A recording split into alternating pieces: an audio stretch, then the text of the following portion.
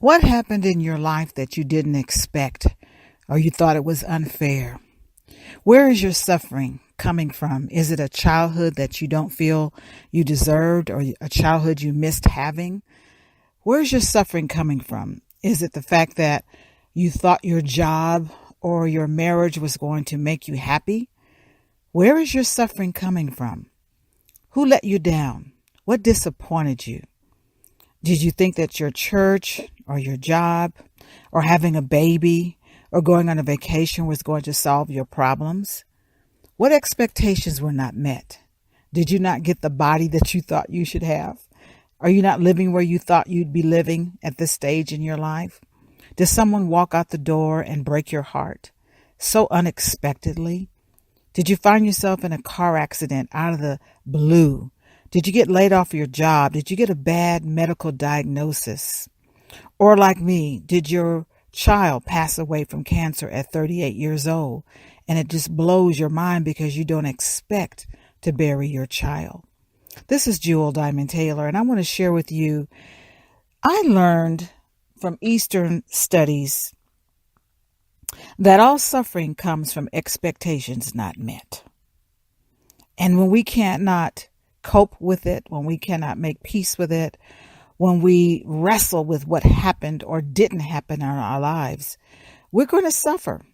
And I can tell you, as a life coach for women, as a founder of Women on the Grow, who've counseled so many women, I would say the majority of the issues that I'm working with women to help them get through and cope are things in their life that they cannot change, things they didn't expect to happen, things they expected to happen and it didn't happen, and they cannot find their peace. So many of us come from dysfunctional homes, and you didn't get the parenting you expected. You didn't get the life you expected. You didn't get the marriage you expected. You didn't get the job you expected. You applied for a job and you thought it was going to be the perfect job, and you realize it's not. When you come to the realization that people are not perfect and life is not perfect, that there will be unexpected storms and losses, and you don't have the faith and the mindset to cope with it, it will tear you apart and you will suffer for years. So it's very important that you learn to find the tools and the support you need to help you cope with the things that are causing you to suffer, the things you have not accepted yet. And what I've come to realize is that, that old saying, when one door closes, another one will open.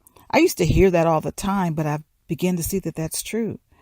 I've written in many of my books how when we've been rejected, it's maybe God's way of protecting us from a situation, a relationship that we really did not mean to be a part of, but yet we suffered because we thought we were rejected. What is causing you to suffer? Where do you feel like you're being neglected? Where has life told you that this is unfair and so you suffer? Look, life is not an even playing field, but life certainly does offer us much joy, many opportunities. Life does offer us times to be resurrected and to start all over again. You may not be the same.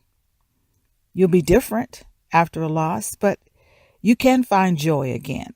You can, trust me, you can, but you have to want it, and you have to understand the root of your suffering, the very, very root of your suffering, from the divorce, from the breast cancer, from not getting the escrow, the very root of your suffering, of your child not turning out the way you thought your child should turn out, or your marriage is not what you thought it was going to be, or your retirement is not what you thought it should be. It's because you had an expectation and now you are suffering.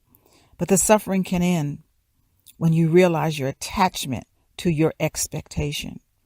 I invite you to learn how to let go and to move forward and to realize this teaching that I learned, this wonderful teaching, that all suffering comes from expectations not met. When you're not happy with where you are in your life right now, you expect it to be much further in your life, richer in your life, more love in your life, more money in your life, more joy in your life, more peace in your family, and you don't have it yet, and you're suffering. It's because you had an expectation. You had a deadline. And I'm not saying that we should not have goals to strive towards, but we have to build in flexibility. We have to build in the factor that life is not perfect, that people are not perfect, that you and I are not perfect. And we have to build in the factor that God's grace and God's plan is unfolding in our lives. And sometimes we get in the way because of our attachments to what we expect. This is Jewel Diamond Taylor, and I pray you'll chew on this and listen to this over and over again so they will help you to get a new perspective to your suffering. God bless you and stay in the light.